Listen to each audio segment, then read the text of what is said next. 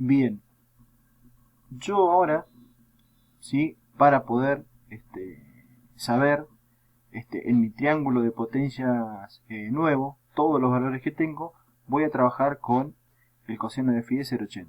¿Sí? La potencia va a ser la misma, entonces yo voy a poder encontrar las otras partes para mi nuevo triángulo de potencias. Lo primero que hago, ¿sí? Es sacar el ángulo, ¿sí? De ese 0,80, de ese coseno de phi. Entonces paso coseno para este lado, inversa coseno de 0,80, o shift coseno de 0,80 en la calculadora me da 36,86. Con ese valor de ángulo, ¿sí? Y la potencia activa que no cambió para mí, voy a sacar S. ¿Cómo saco S para mi nuevo triángulo? Utilizando la función del coseno, ¿sí? El coseno de este ángulo es igual al cateto adyacente sobre la hipotenusa, ¿sí? Voy a de nuevo, el coseno de este ángulo, ¿sí? Es igual al cateto adyacente sobre la hipotenusa. Bueno, eso es lo que hago acá. Coseno, ¿sí? Del ángulo phi, ¿sí? De mi nuevo ángulo es igual al cateto adyacente sobre la hipotenusa. Como yo necesito encontrar S, a S lo voy a pasar para acá arriba y al coseno de phi lo voy a pasar para abajo, que es lo que hago acá. ¿Sí? Yo reemplazo los valores, ¿sí? Tengo 7000 watts, divido el coseno de phi, que es 0,80, coseno de phi 0,80, y me va a dar el valor de S para el nuevo triángulo. ¿Sí? Lo otro que hago es sacar la potencia reactiva. Si yo puedo sacar la potencia reactiva, en vez de utilizar la función coseno, voy a utilizar la función seno. ¿Sí? Vamos a ir a observar, si yo necesito esto, y tengo esto, y el ángulo, yo puedo usar la función seno. Porque el seno de este ángulo es igual al cateto opuesto, ¿sí? Que es este, dividido la hipotenusa, que es S. Entonces yo utilizo la función seno. ¿Sí? El seno de ese ángulo va a ser igual a Q2, que acá bueno pasó un 1, pero es Q2, sobre S, sobre la S que acabo de encontrar. Entonces yo voy a obtener Q2, porque a S la voy a pasar multiplicando para arriba. Entonces me va a quedar seno por S por seno de phi. S, que acabo de encontrar por el seno del ángulo, phi, me va a dar Q2. ¿Sí? Entonces yo voy a tener dos valores de Q. El primer valor de Q es el valor que yo encontré en el primer triángulo, ¿sí? El valor de Q. Y el segundo valor de Q es el valor que yo encontré en el segundo triángulo, ¿sí? Entonces ahí tengo una diferencia yo de potencia reactiva. Esa potencia reactiva es la que voy a utilizar para calcular el banco de capacitores, ¿sí?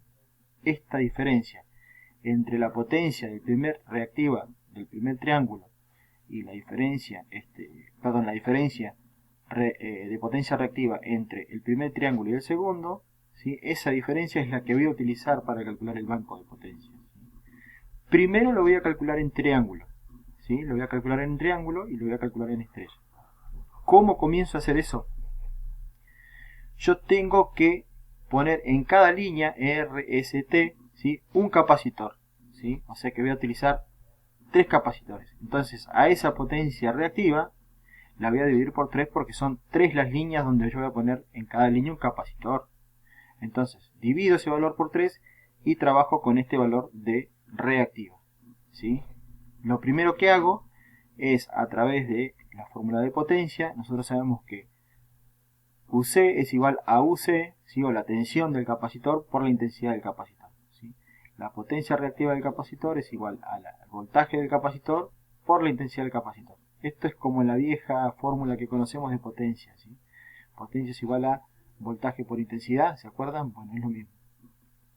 Yo de acá al tener este valor y al tener el valor de del capacitor, de la tensión del capacitor, puedo sacar IC. Entonces para sacar IC dejo esto donde está y paso la UC, ¿sí? O el voltaje para abajo, que vendría a ser el de línea, ¿sí? Entonces divido la potencia en los 380 volts y obtengo IC, ¿sí? Ese valor IC es la intensidad que van a estar pasando por los capacitores, ¿sí? Como yo tengo esa intensidad, ¿sí? Como yo tengo esa intensidad, yo necesito encontrar la resistencia, vendríamos a decir, o la reactancia capacitiva, ¿sí? Que implica esta corriente. Bueno, eso es lo que hago en este paso, ¿sí? La reactancia capacitiva o la resistencia es igual al voltaje sobre la intensidad. Esto es como si fuera la ley de Ohm. Para hacernos las cosas más sencillas y más fáciles vamos a recordar la ley de Ohm.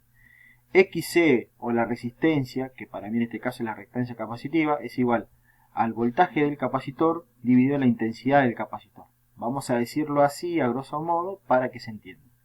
Yo tengo UC que es 380, tengo IC que me acaba de dar 5.19 y voy a encontrar la reactancia capacitiva, ¿sí? Y como nosotros sabemos de cuarto año, la reactancia capacitiva es la resistencia que opone el capacitor al paso de la corriente alterna.